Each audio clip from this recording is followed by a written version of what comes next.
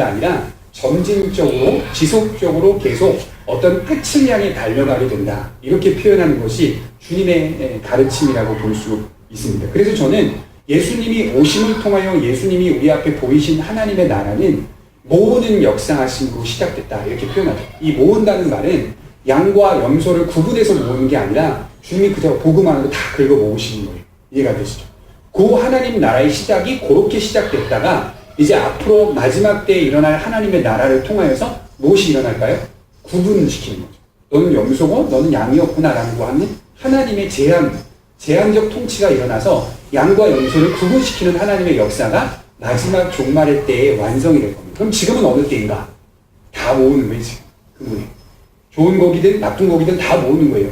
실제 예수님이 그렇게 가르치셨어요. 다 모은 다음에 냅둬라. 가라지 뽑다가 못 다친다고요?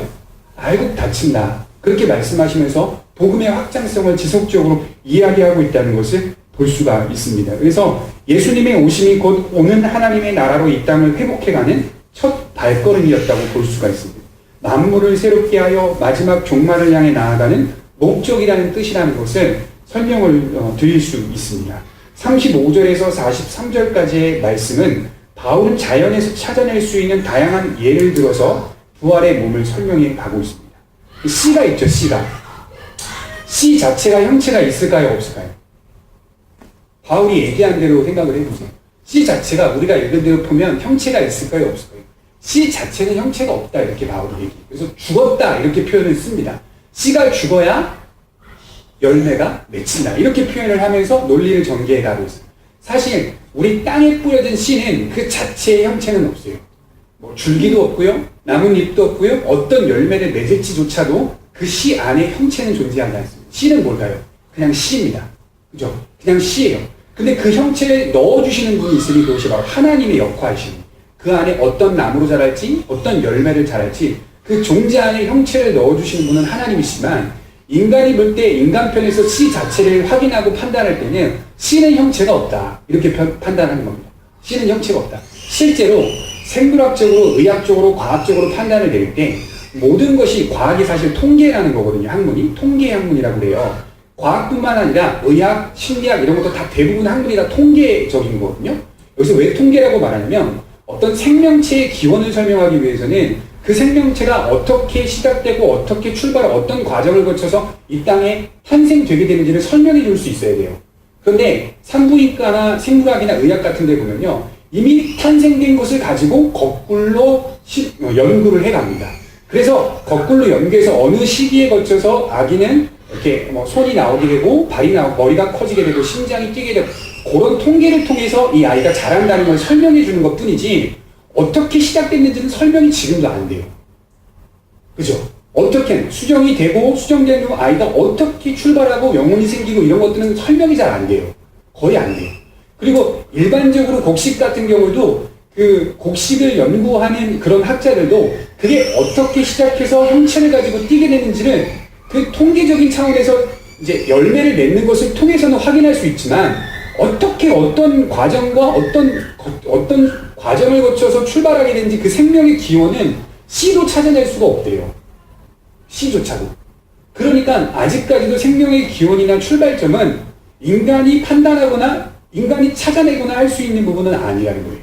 그래서 과학적인 거나 생물학적인 거나 의학적인 것들도 참고의 차원에서 우리가 받아들일 수 있는 거지 성경처럼 받아들일 수 있는 문제는 아닙니다. 왜냐하면 그것도 해석이라는 것을 두고 계속 발전해 가는 거거든요. 해석.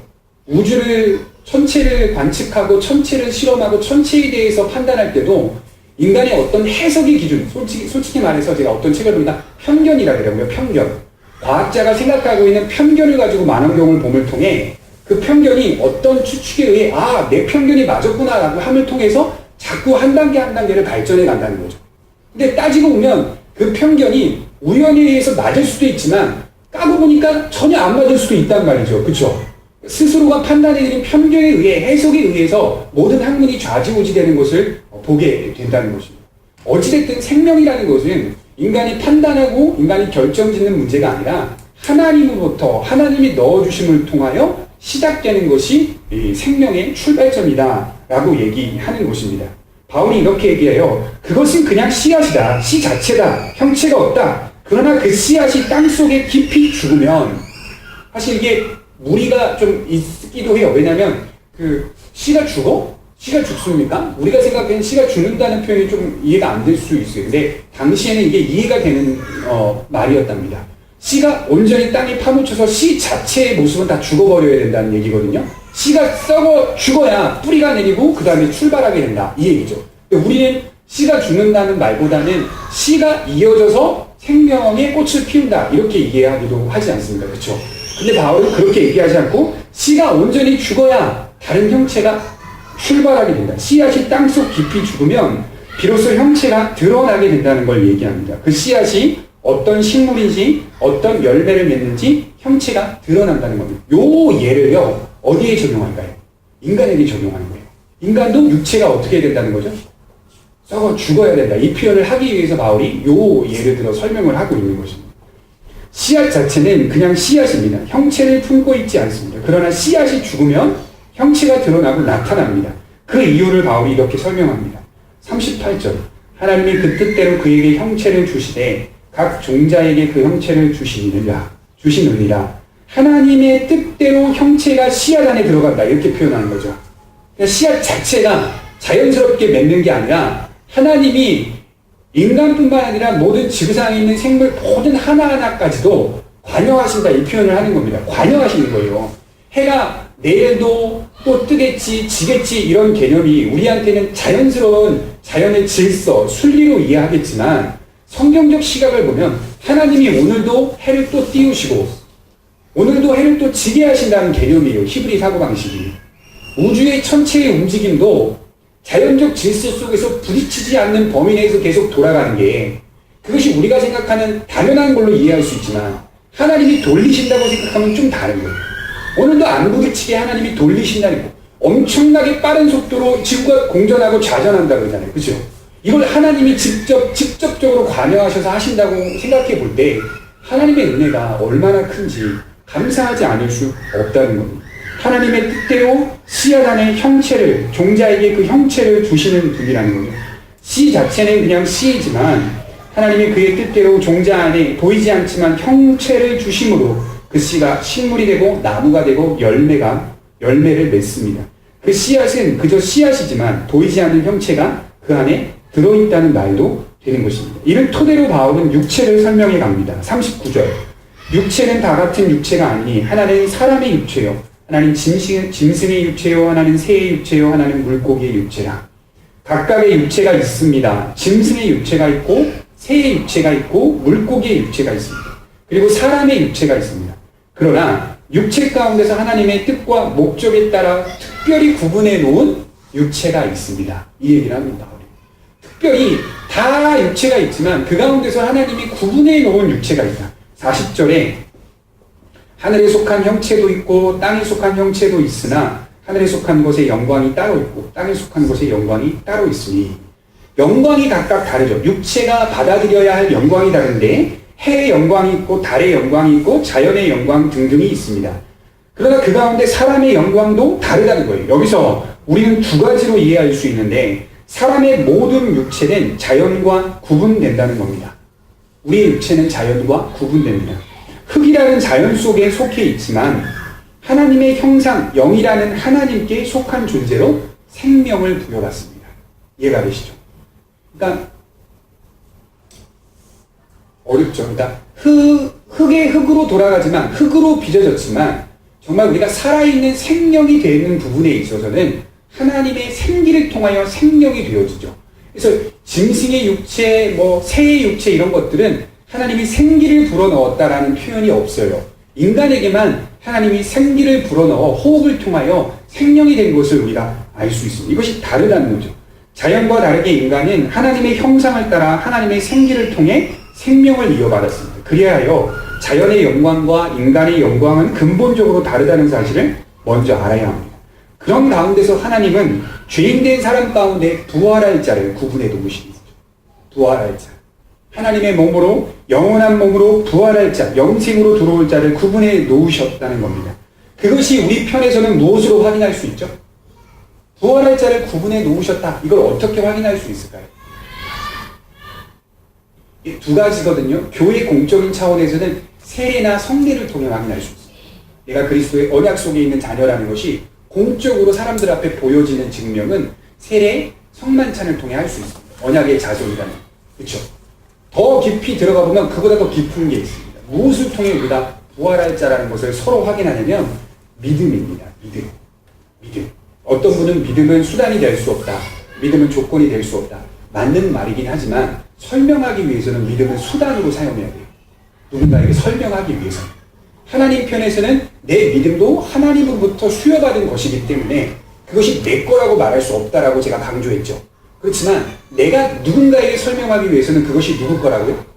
내 거라고 설명해 줄 수 있는 거라고요. 이해가 되시죠? 요게 꼬여버리면 인간의 행위가 더 앞장서게 되고 요게 꼬이지 않으면 하나님과 인간의 행위를 균형 있게 설명할 수 있는 사람이 되는 거예요. 이해가 되시죠? 그래서 하나님 편에서는 은혜이지만 우리 편에서는 믿음이 나의 것으로서 활동하게 된다. 믿음이라는 수단을 통하여 방편을 통해 작용하게 됩니다. 내가 부활할 자라는 것을 확신하게 됩니다. 바울이 얘기하듯이 사망이나 생명이나 칼이나 기근이나 모든 것이 나를 그리스도 예수의 사랑에서 끊을 수 없으리라. 사망아 너의 쏘는 것이 무엇이냐 소리치잖아요. 바울이 화를 막 내요. 사망아 너의 이기는 것이 무엇이냐. 너는 졌다 이렇게 표현하는 것이죠. 그리스도의 승리는 사망을 누름으로 드러나게 된다라는 것입니다. 그러므로 부활할 자들의 삶의 방식은 부활을 기대하고 있기 때문에 영원한 몸과 영원한 생명을 기대하기에 썩을 것으로 심고 썩지 아니할 것으로 사는 방식으로 세상 앞에 서 있다. 욕된 것으로 심고 영광스러운 것으로 사는 방식으로 서 있다. 약한 것으로 심고 강한 것으로 사는 방식으로 서 있다. 바울이 지금 이런 표현을 자주 쓰는 이유는 내가 당한 것을 쓰는 거예요. 지금 바울이. 내가 그동안 복음 전파하면 당한 것들, 약한 것들, 욕된 것들, 썩는 것들, 그동안 내가 썩지 않다고 생각하며 살았지만 알고 봤더니 썩었던 거잖아요. 진리를 대입해 봤더니 이건 썩을 거 아니에요. 그러니 가만히 생각해보고 그런 것들을 모든 경험과 이성을 토대로 해서 지금 말씀을 써나가고 있는 겁니다. 그러므로 부활할 자들은 썩는 것으로 심고 다시는 썩지 아니할 것으로 살아난다는 것을 강조하고 있는 것입니다. 썩어져가는 이 땅에서 조롱당하고 수욕을 당하고 고난에 동참하며 이해할 수 없는 고통을 느끼기도 하고 믿는 자들이 잘 되기보다 더 어렵게 살기도 합니다. 이거는 원인이 없어요. 이해가 되시죠? 잘 믿었는데도 고통당하는 거 이건 원인이 없다고요. 함부로 평가해서는 안 돼요. 절대 안 되는 거예요. 그러면 큰일 나는 거예요. 결코 그럴 수 없어요. 원인이 있는 것도 있지만 징계를 통하여 주어지는 원인이 있는 것도 있지만 어떤 사람들은 하나님 앞에 순종하고 겸손히 살았는데도 수십 년 동안 살았는데도 돌아보니 힘듦과 고난과 아픔을 경험하기도 한다고요. 그건 원인이 없습니다. 원인이라고 한다면 제가 성경을 보는 사람으로서 원인이라고 한다면 하나님이 그에게 큰 영광을 나타내 보이시기 위해 썩어져가는 이 세상에서 그런 고난과 고통 속에 허락을 해 놓으시지 않을까. 우리보다 더 큰 영광과 은혜를 허락하시기 위해 하나님이 그처럼 그런 상황 속에서 허락해 놓으시는 건 아닌가라고 하는 조심스러운 잠깐의 말씀을 드릴 수 있지만 함부로 죄 때문이다, 죄가 아니다 라고 평가할 수는 없다라고 성경이 얘기하고 있습니다. 약함, 죽음, 썩음 얼마나 싫습니까? 저도 설교 준비하면서요 제가 제일 싫어하는 단어가 이런 거예요. 약함, 죽는 거, 썩음. 당장에 잠을 잘 때 내가 내일 죽는다라고 생각하니까 두렵지 않는 사람이 어디 있어요? 마음이 막 불안하고 마음이 막 어렵고 약하게 산다는 것 자체가 굉장히 싫지 않습니까? 병든다는 것 자체가 굉장히 힘들지 않습니까? 싫은 거예요. 고통스럽고 다른 사람들 앞에 병든 것 때문에 위축된 모습으로 서 있는 내 자신이 너무 싫은 거예요. 거기에 죽는다고요? 거기에 썩는다고요? 그러면 우리 안에 절망과 허무감이 정말 많이 일어납니다. 상대적 박탈감도 많이 느낍니다. 그러나 이 단어를 바울이 이렇게 옮깁니다. 뭐라고 표현하냐면 약함은 강함으로 죽음은 죽지 않음으로 썩음은 썩지 않음으로 이렇게 바꿔요 바울이. 그걸 통해서 너희에게 확신이 있다, 믿음이 있다라고 얘기하면서 말씀을 정리해 가고 있습니다. 그러면 우리의 부활의 몸을 누가 그렇게 만드셨는가? 45절입니다.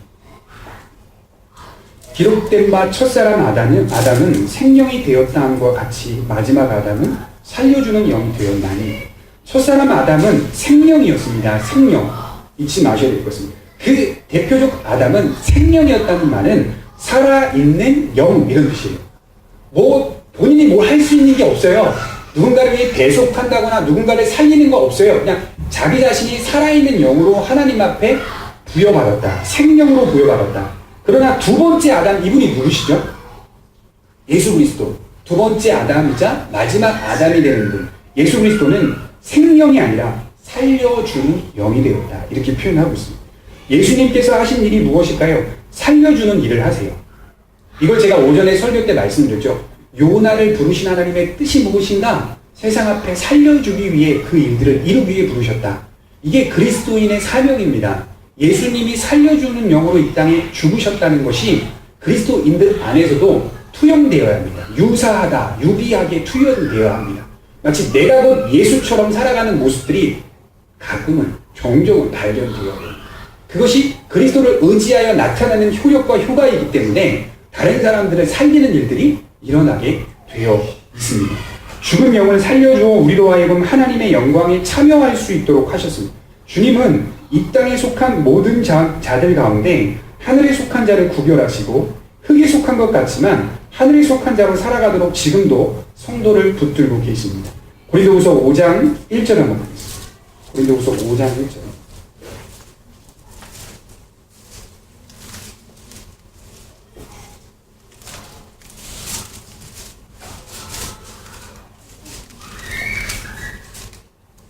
제가 이런 생각을 해요. 바울이 부활을 고린도전서나 후서에 이렇게 자세히 설명하는 이유들을 보게 되면 고린도 교회가 하나님의 교회이긴 했지만 복음을 제대로 이해하지 못했기 때문에 심지어 우리가 생각하는 기본적인 부활조차도 교회 안에 믿지 않는 사람들이 대다수였던 것 같아요. 대부분이 그랬던 것 같아요. 그러니까 바울이 이렇게 디테일하게 설명할 정도면 다른 서실에서는 부활이 어떻게 일어나고 어떤 몸을 갖고 어떻게 사는지를 설명을 안 해요. 바울이. 왜 그럴까요? 왜 그럴까요? 자연스럽게 받아들이는 거예요. 에베소 교회는, 골로새 교회는 자연스럽게 믿음으로 부활을 보고 있는 사람들이 대부분이었다면 고린도 교회는 그게 소수였던 것 같아요. 그 안에 오히려 부활은 일어나지 않지만 어떻게든 우리가 어떤 식으로든 살아가겠지라고 생각했던 것 같아요. 바울이 고린도후서 5장 1절에 만일 땅에 있는 우리의 장막집이 무너지면 하나님께서 지으신 집 곧 손으로 지은 것이 아니요 하늘에 있는 영원한 집이 우리에게 있는 줄 아느니라 라고 표현하고 있습니다. 이 땅에 있는 육신이 썩어지고 이 땅에 있는 내 것이 없어지고 이 땅에 있는 나의 명예와 부와 권세가 썩어지고 없어져도 이 땅의 장막집이 무너져도 그것 때문에 슬퍼할 이유가 뭐가 있겠는가? 그것이 썩어짐을 통하여 뭘 핀다고요? 썩지 않는 걸 핀다. 욕된 것을 통하여 강한 것을 피고 약한 것을 통하여 또 강한 것을 피고 그렇게 썩지 않는 것으로 핀다는 사실을 너희가 알고 믿기 때문에 하늘에 있는 장막집은 결코 무너지지 않으니 그렇게 많이 슬퍼할 필요가 없다라고 바울이 위로하고 있다는 것입니다. 이게 바로 우리의 위로가 되어야 합니다. 말씀을 정리하려고 고단한 삶을 살아가는 성도들에게 소망과 위안이 무엇입니까? 여러분에게 소망과 위안이 무엇입니까? 어떤 분들은 그래요. 하나님을 믿고 그리스도를 믿는 게 그리스도를 알아가야 하고 그분을 향한 지식과 그분을 향한 이해가 좀 더 깊어짐을 통해 우리가 그 안에서 소망을 받을 수 있다. 그래서 우리가 말씀을 연구하고 말씀을 알아가고 말씀을 배우자. 틀린 말은 아니지만 배우자, 지식을 확보하자라고 하면서 지속적으로 우리의 신앙이 가게 되면 굉장히 허무하게 되고 굉장히 힘든 부분이 생길 수 있습니다. 제게 있어서 그래도 소망은 무엇이냐? 하나님을 알아가는 것과 제가 나중에 부활한다는 것 때문에 소망이 있습니다. 이해가 되시죠? 하나님을 알아가는 것도 소망이지만 제가 하나님을 통하여 은혜를 통하여 다시는 죽지 않고 다시는 아프지 않고 다시는 고통받지 않는 영원한 저 하나님 나라에서 그분과 함께 즐겁게 산다는 것, 행복함이라는 것을 경험하며 산다는 것이 저에게 사실 소망과 위안이 됩니다. 어쩌면 하나님을 알아가는 지식보다 이게 더 클 수도 있어요. 가끔은. 이해가 되시죠? 이게 균형 있게 있어야 신자가 믿음이 삭막해지지 않습니다. 제가 지식으로 접근하는 신앙인들 많이 보면요. 다 살벌하고 삭막합니다. 예수님을 많이 안다고 하는 사람들이 막상 신령을 들여다봤는데 소망이 없어요. 그냥 성경을 알아가는 데에 애쓰고 힘써 고군분투하는 것밖에 없어요. 그냥 그걸로 그냥 계속 지쳐요. 그게 맞다고 생각해요. 그렇지 않습니다. 하나님을 알고 하나님 안에서 신앙이 자라난다는 것은 하나님을 알아가는 것도 소망이지만 그분을 알아가심을 통하여 그분이 나에게 수여하시는 여러 가지의 선물들, 여러 가지의 은혜, 예를 들어 부활의 문 같은 경우에는 여러 가지 축복 아닙니까? 여러 가지 효과까지도 내가 묵상할 줄 알아야 돼요. 그래야 믿음입니다. 하나님이 나에게 주신다고 하는 것이니까 이해가 되시죠? 성경을 보면 상급과 같은 것도 그것이 신자에게는 소망으로 가득해. 물론 세속적인 상급을 기대하는 건 옳지 않지만 그럼에도 불구하고 상급의 개념을 가지고 주 안에서 믿음으로 열심을 다해 하나님을 사랑하는 것, 이것도 소망이 될 수 있습니다. 유독 어느 한쪽으로 쏠려서 지나치게 극단적으로 가게 되면 삭막해지고 살벌해집니다. 여러분들에게 소망과 위안이 무엇입니까? 저에게 소망과 위안이 저를 위해 죽으신 그리스도를 알아가는 지식이기도 하지만 또 하나는 그분이 저에게 주신 영원한 영생, 부활, 아프지 않는 거, 이게 저에게 소망입니다. 어떻게 보면 아프지 않는 거, 평생 주님의 나라에서 행복하게 사는 거, 주님과 함께 늘 웃으며 사는 거, 고민하지 않는 거, 그게 저에게 단순하게 말하면 그게 제일 큰 소망이에요. 그 안에서 살아가는 거, 고민하지 않고 주님 품에 있다는 거, 그게 여러분들의 소망이 되었으면 좋겠습니다. 우리의 소망이 때로는 나의 자녀일 때도 있고요, 가족일 때도 있습니다. 아니면 내 자신일 때도 있습니다. 그러나 가만히 들여다보면, 시간이 지나고 돌아보면 내 자녀가 나의 소망이었다는 것이 얼마나 부끄러운 것인지 알게 됩니다. 얼마나 부족한 것인지. 하늘에 속한 자들의 소망이 한결같이 신령한 몸, 거기에 집중하십시오. 신령한 몸에 있습니다. 여러분들의 몸이 썩는 것으로 심고 썩지 않는 것, 약한 것으로 심고 강함으로 있다는 것. 바울이 왜 이처럼 적극적으로 과감하게 복음을 전파하며 살 수 있었습니까? 바울이 돌아다닌 지역만 해도 수천 킬로, 수만 킬로를 걸었고 수만 킬로를 배를 타고 항해했다고 하는데, 그렇게 적극적으로 과감하게 그가 복음을 전파할 수 있었던 것은 부활을 목격했기 때문에. 이해가 되시죠? 부활의 몸을 실제로 보았기 때문에. 여러분, 왜 사도들의 영향력이 컸는지 아세요? 주님이 함께 하셨으니까? 맞는 말이죠. 그러나 역사적으로 제가 곰곰이 생각해 보니까 예수님을 봤기 때문이에요. 직접 봤기 때문이에요.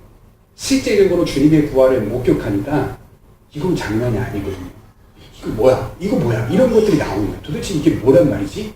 라고 하는 거예요. 바울이 그렇게 하나님을 위하여 살기 등등하여 다메섹 도상에서 죽일 자들을 공문으로 다 컴퓨터해가지고 가지고 가면서 내가 기독교인들을 죽여버리겠다. 그러면서도 이게 여호와를 위한 것이라고 달려들었는데 다메섹 도상에서 부활하신 예수님을 만납니다. 만나고 났더니 이 공문과 모든 내용들, 자기가 그동안 알고 있던 구약성경의 모든 내용들이 바람직한 것이 아니다, 해석이 잘못된 것이었구나라는 걸 깨닫게 되죠.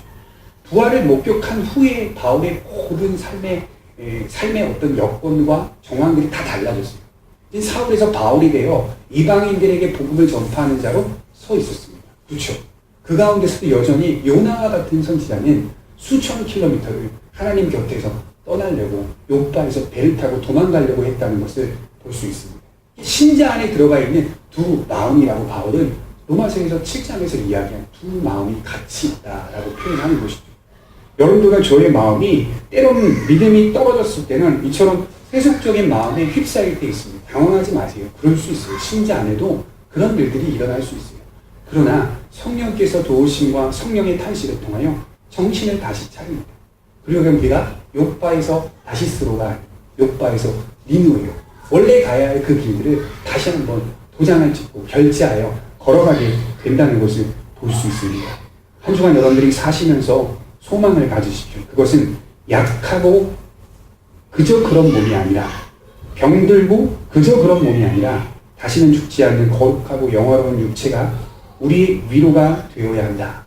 일주일 동안 우리는 그러한 신령한 몸으로 부활한다는 사실을 소망 안에 마음 깊이 새기시는 성도들이 되셨으면 좋겠습니다.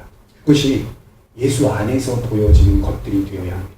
예수를 제껴놓고 부활을 생각하시면 안 되고 예수 안에서 드러나 있는 부활을 목격해야 합니다. 그래야 건강한 겁니다. 기도하도록 하겠습니다.